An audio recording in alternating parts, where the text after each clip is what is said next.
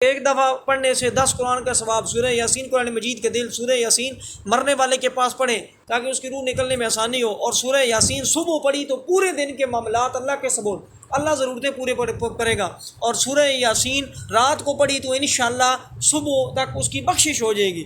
اور اس کے علاوہ آپ کو بتایا کہ جو اللہ کی رضا کے لیے سورہ یاسین پڑھے انشاءاللہ یہ سورہ یاسین اس کی بخشش کرے گی۔ اور ایک اور حدیث، یہ اس کو آپ پلے باندھیں، اس والی حدیث کو، اور کوشش کریں اس حدیث کو اظہر صاحب پلے باندھیں، اور کوشش، کوئی مشکل کام نہیں ہے دنیا میں۔ 80 90 100 سال بھی بندہ ہو جائے تو کوئی بھی یہ نہ کہیے گا کہ ہم بوڑھے ہو گئے۔ حضور صلی اللہ علیہ وسلم کی ایک حدیث میں نے پڑھی کہ سورہ یاسین قرآن کا دل ہے، میری خواہش ہے کہ یہ ہر میرے مومن بندے کے دل میں ہو، یاد کریں اس کو صورہ یاسین۔ حضور صلی اللہ علیہ وسلم نے یہ خواہش فرمائی کہ میرے ہر امتی کے دل میں ہو، یعنی میرے ہر امتی کو سورہ یاسین یاد ہو۔ آپ نیت کریں، مدد کرنا اس کا کام ہے، ٹھیک ہے جی۔ 5 رکوع ہے، کوئی اتنا مشکل کام نہیں، اور کئی لوگوں کو یاد ہے ماشاءاللہ سے۔ آپ نیت کریں گے، اس کی کوشش کریں گے حضور صلی اللہ علیہ وسلم کی حدیث کے لیے کہ قرآن کا دل ہے، اس کو میں اپنے دل میں بٹھاؤں۔ اور میرے نبی نے خواہش کی ہے کہ یار ہر امتی کے دل میں سورہ یاسین ہو، تو میں اپنے نبی کی خواہش کے لیے کل کو ہم کیا ہے، میں نبی کی شفاعت میں سے غلامی رسول میں موت قبول ہے سورہ یاسین یاد کرنا۔ یہی اصل جو ہو نا عشق مصطفیٰ تو زندگی فضول ہے، یہی ہے عشق مصطفیٰ کہ حضور سے عشق یہ ہے کہ حضور کہتے ہیں کہ آپ کے دل میں سورہ یاسین ہو، تو سورہ یاسین مبارک کو آپ کیا کریں، یاد کریں۔ یہ کچھ سورہ یاسین کے فضائل ہیں، فیوز و برکات ہیں۔ ابھی بہت یہ ٹائم کی قلت ہے، یہ مطلب بہت موٹے بتائیں۔ بسم اللہ الرحمن الرحیم، سورہ یاسین کی ابتدا کرتے ہیں آیت 1 سے۔ یاسین حروف مقطعات ہیں، والقرآن الحکیم، قسم ہے حکمت والے قرآن کی۔ اور قسم اٹھانے والا کون ہے؟ قسم کون اٹھا رہا ہے؟ اللہ۔ اور قسم اٹھائی کس چیز کی جا رہی ہے؟ قرآن مجید کی، قرآن کی قسم ہے۔ کس کی قسم ہے؟ ایک بات میں نے آپ کو یہاں پڑھا رکھی ہوئی ہے، اگر جنہوں کو یاد ہے، جنہوں نے پڑھ لی ہوئی ہے ٹھیک ہے، نہیں یاد تو انہیں یاد آ جائے گی، اور جنہوں نے مجھ سے نہیں پڑھی ہوئی انشاءاللہ اس کے لیے یہ نئی بات ہوگی۔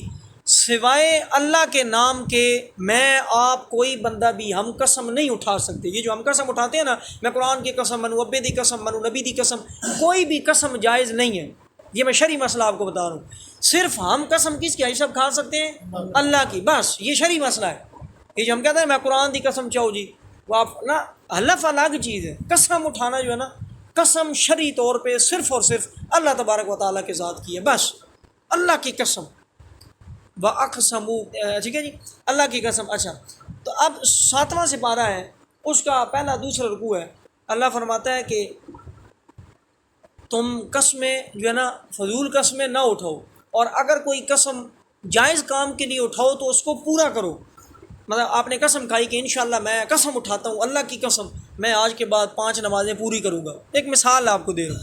اب آپ سے وہ قسم پوری نہیں ہوئی، ٹھیک ہے، جائز کام ہے یہ، اس کے اوپر آپ نے کیا کرنا ہے پھر اس کا، یا آپ نے کوئی جائز کام کی کوئی بھی ایک نماز کی ہوگی، اسی طرح کوئی اور کسی جائز کام کی آپ مثال کہ میں فلاں بندہ میرا بھائی ہے، میرا رشتہ دار ہے، میرا دوست ہے، میں اس سے ناراض ہوں، اللہ کی قسم انشاءاللہ میں آپ اس سے راضی ہو جاؤں گا، لیکن آپ وقتی طور پہ آپ بعد میں آپ کو شیطان نے پھر دل میں آپ کو نہیں میں نہیں راضی، آپ قسم پوری نہیں کر رہے، تو نیکی کے کام کی قسم پوری کرنی ہی کرنی ہے آپ نے۔ اور اگر کوئی آپ نے غلط قسم کھا لی، مثال کے طور پہ کوئی بندہ کہ یہ بیوی ہے، اس کی بیوی اس کے لیے حلال ہے، اس کے نکاح میں ہے، اب بندہ قسم کھائے، ٹھیک ہے جی، کہ توجہ ادھر، بندہ قسم کھائے نہیں جی میں اپنی بیوی کا حق ادا نہیں کروں گا، قسم اٹھاتا ہوں اللہ کی، اب یہ غلط قسم ہے۔ گندم حلال ہے، مچھلی حلال ہے، بکری ہے، جو چیز حلال ہے، بندہ قسم کھا لے میں قسم اٹھاتا ہوں اللہ کی میں یہ چیز نہیں کھاؤں گا حلال، تو یہ غلط قسم ہے۔ سمجھ لیں میری مثال، ایک جائز کام کے لیے قسم ہے وہ اٹھائیں گے، وہ آپ نے پوری کرنی ہی کرنی ہے۔ ایک ناجائز کام کی قسم ہے، ٹھیک ہے جی، آپ کسی ناجائز کام کے لیے قسم اٹھائیں، وہ قسم آپ نے پوری نہیں کرنی۔ مطلب ظاہری بات ہے میں ماں باپ کا آج کے بعد ادب ہی نہیں کروں گا جی، اللہ کی قسم، مطلب یہ ناجائز قسم ہے، اس کو توڑنا ہے۔ لیکن جب آپ نے قسم اگر اللہ کے نام کی اٹھائی ہوئی ہے، وہ آپ قسم توڑیں گے اور ساتھ اس کا کفارہ بھی ادا کریں گے، ساتھ قسم کا کیا کریں گے؟ کفارہ ادا کریں گے۔ تو بات سمجھنے والی بات یہ ہے، اللہ ہمیں کہتا ہے سوائے میرے نام کے علاوہ کوئی قسم نہ کھاؤ، خود قسم کھانے لگا ہے کہ میرا نبی سچا ہے، میرا نبی محمد صلی اللہ علیہ وسلم آخری نبی ہے، اس کو میں نے نبی بنا کے بھیجا ہے، تم کیوں نہیں مانتے کہ یہ میرا نبی ہے اور یہ قرآن اس کے اوپر نازل ہے؟ میں اسی قرآن کی قسم کھاتا ہوں میرا نبی سچا ہے۔ جو ہمیں منع کرتا ہے جھوٹی قسم نہ کھاؤ، جو ہمیں منع کرتا ہے ناجائز کام پہ قسم نہ کھاؤ، اگر کھاؤ گے تو توڑو گے تو وہ خود توبہ استغفار معاذ اللہ کیسے ہو سکتا ہے نعوذ باللہ کہ اللہ جھوٹی قسم کھائے یا اللہ غلط قسم کھائے، سوال ہی پیدا نہیں ہوتا۔ جیسے میں نے کل پرسوں کہا تھا کہ جو ہمیں کہتا ہے کہ میرا شکر ادا کرو، تو کیسے ہو سکتا ہے کہ آپ اس کا کوئی عبادت کریں، اس کی بارگاہ میں دیں تو وہ آپ کی قدر نہ کرے؟ جو دوسروں کو کہتا ہے شکر ادا کرو، وہ خود کیوں نہیں شکور؟ اس کا اللہ کا ایک نام ہے شکور، یعنی جو آپ نیکی کرتے ہیں اللہ اس کی قدر کرتا ہے آپ کی نیکی کی۔ یاسین والقرآن الحکیم، حکمت والے قرآن کی قسم، بے شک آپ سیدھی راہ پر بھیجے گئے، یعنی نبی کریم صلی اللہ علیہ وسلم جو ہے وہ صراط مستقیم کا۔ کفار کہتے تھے توبہ استغفار نعوذ باللہ، یہ پاگل ہو گئے حضور، یہ پاگل ہو گئے، مجنون ہو گئے، یہ کسی پتہ نہیں کس راہ پہ چل پڑے ہیں، توبہ استغفار نعوذ باللہ، انہوں نے اپنے باپ ابا و اجداد کے دین کو ہی چھوڑ دیا ہے، غلط راہ پہ چل پڑے۔ اللہ نے فرمایا قرآن کی قسم ہے جو محمد صلی اللہ علیہ وسلم جس راستے پہ چل رہا ہے وہی سیدھا راستہ ہے، بلکہ نہ صرف وہ سیدھا راستہ ہے، اسوۃ حسنہ، وہ میرے محبوب صلی اللہ علیہ وسلم کا راستہ تمہارے لیے کیا ہو گیا؟ اسوہ حسنہ بن گیا، وہ سنت بن گیا، جو اس پہ چلے گا اطیعوا اللہ و اطیعوا الرسول، قل ان کنتم تحبون اللہ فاتبعونی، اللہ سے محبت کرنا چاہتے ہو تو جس راہ پہ محمد صلی اللہ علیہ وسلم چلے اس راہ پہ چلو، اللہ تم سے خود محبت فرمائے گا۔ اللہ نے قرآن کی قسم اٹھا کے فرمایا بے شک محمد صلی اللہ علیہ وسلم سیدھی راہ پر بھیجے گئے، علی صراط مستقیم، تنزیل العزیز الرحیم، اور عزت والے مہربان کا اتارا ہوا، یعنی خود محمد صلی اللہ علیہ وسلم سیدھی راہ پہ، اور یہ جو قرآن ہے یہ اللہ تبارک و تعالیٰ عزت والے رب کی طرف سے بھیجا گیا ہے، یہ حضور صلی اللہ علیہ وسلم نے خود سے نہیں گڑھا توبہ استغفار۔ کفار کہتے ہیں حضور خود سے قرآن گڑھتے ہیں، ایک بات یاد رکھیں صفدر صاحب، یہ کچھ حضور صلی اللہ علیہ وسلم امی ہے جی، توبہ استغفار ہے جی، حضور امی ہے جی، ان پڑھ ہے نعوذ باللہ، توبہ استغفار۔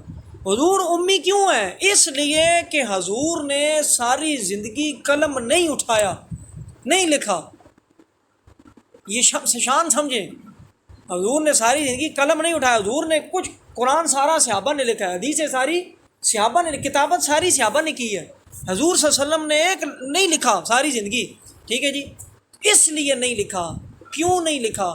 تاکہ کل کو اللہ فرمائے میرا نبی تو میں نے کہا ہے یہ بے پڑھا ہے، دنیا سے کسی سے پڑھا ہی نہیں ہے، تم کہتے ہو اس نے لکھے، تو لکھنا پڑھنا ہی نہیں ہے، اس کا دنیا میں کسی سکول ہی نہیں گیا، کسی مدرسے ہی نہیں گیا، کہیں پڑھا ہی نہیں ہے، لہٰذا یہ قرآن اس نے اپنی طرف سے نہیں لکھا، یہ میں رب نے بھیجا ہے، یہ ہے امی، یہ ہے ہمارے نبی کی شان کہ قرآن خود نہیں لکھا، وہ اللہ نے جو الفاظ بھیجے وہ ہی منو ان آگے لکھوائے ہیں، تاکہ اگر حضور لکھتے تو پھر تو اعتراض آئے گا اپنی طرف سے قرآن لکھتے، حضور لکھ ہی نہیں رہے۔ اللہ فرما رہا ہے یہ بے پڑھے ہیں، دنیا میں کہیں کسی سکول کسی جگہ جا کے انہوں نے پڑھا ہی نہیں ہے مدرسے میں، ان کو میں اللہ جو بات بتاتا ہوں وہ یہی آگے بتائیں، ٹھیک ہے جی۔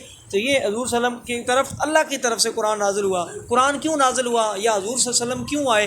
حضور کے آنے کا اور قرآن کا مقصد ہے کہ تم اس قوم کو ڈر سناؤ جس کے باپ دادا نہ ڈرائے گے تو وہ بے خبر ہے، یعنی حضرت اسماعیل علیہ السلام کے بعد بہت عرصہ گزر چکا تھا، سارے انبیاء جو ہیں وہ بنی اسرائیل میں آ رہے تھے، ادھر کوئی نبی نہیں تھا عرب میں، تو اس لیے اللہ تبارک و تعالیٰ نے حضور صلی اللہ علیہ وسلم کو عرب میں مبعوث فرمایا، ٹھیک ہے۔ اور کل پرسوں پیچھے ہم نے پڑھا کہ وہ عرب قسم کھا رہے تھے خانہ کعبہ میں جا کے، واقسموا باللہ جہد ایمانہم، جی کہ ہم جو ہے نا لائن جام رہے تھے کہ ہم اللہ کا نبی، اگر یہ یہودی اور عیسائی اپنے نبی کی قدر نہیں کرتے، اگر اللہ ہمیں نبی دے نا عربوں کو تو ہم اس کی بڑی قدر کریں گے، قسم اٹھا کے۔ تو اللہ ادھر پچھلے رکوع میں وہی قسم ذکر کر کے ادھر خود قسم اٹھا رہا ہے کہ تم خانہ کعبہ میں کھڑی ہو کے بھی جھوٹی قسمیں کھاتے ہو، توبہ استغفار، اللہ جھوٹی قسم نہیں کرتا، نعوذ باللہ معاذ اللہ، اللہ کہہ رہا ہے یہ میرا محبوب ہے، یہ میرا قرآن ہے اور یہ سارا سچ ہے، اس لیے میں نے تمہاری طرف اس محمد کو بھیجا ہے صلی اللہ علیہ وسلم کو، تاکہ تمہیں کیا کرے؟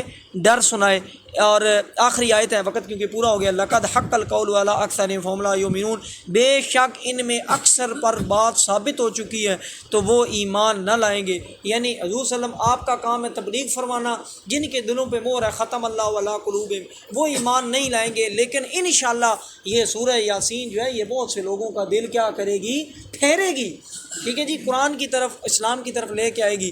تو ہم نے جو آج درس پڑھا ہے اس کا خلاصہ اس کے اندر ہم نے سورہ یاسین کے، کیونکہ پہلا دن ہے، فضائل پہ زیادہ وقت لگ گیا، تو آج ہم نے صرف 7 آیات اس کی جو ہے وہ پڑھی ہیں۔ انشاءاللہ بقیہ ہم ان کے اوپر کل بات کریں گے، اور ضرور جس سے آپ پیار محبت رکھتے ہیں ان کو جا کے سورہ یاسین کے فضائل بتائیں، اپنی بیٹیوں کو، بہوؤں کو، بیویوں کو، بہنوں کو، بچیوں کو انہیں بتائیں کہ سورہ یاسین یاد کرنے کی کوشش کریں، خود یاد کریں، معمول بنائیں۔ انشاءاللہ یہ ہماری بخشش کا ذریعہ ہوگا، اور یہ انشاءاللہ جو بندہ بھی آئے گا یہ سورہ یاسین خود اس کا دل اسلام کی طرف پھیرے گی۔ اللہ ہمیں جو ہم نے پڑھا بیان کیا، سب سے پہلے مجھے سب کو عمل کی توفیق